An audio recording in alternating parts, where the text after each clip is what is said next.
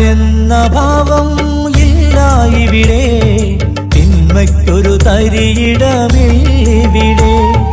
ഞാനെന്ന ഭാവം ഇല്ല ഇവിടെ, തിന്മയ്ക്കൊരു തരിയിടമില്ലിവിടെ.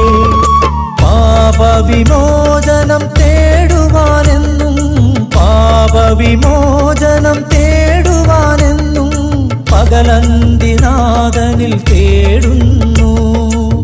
ധീരസഹാബികൾക്കാവേശമായ, ധീരസഹാബികൾക്കാവേശമായ മക്ക മദീന നിറഞ്ഞിടുന്നു.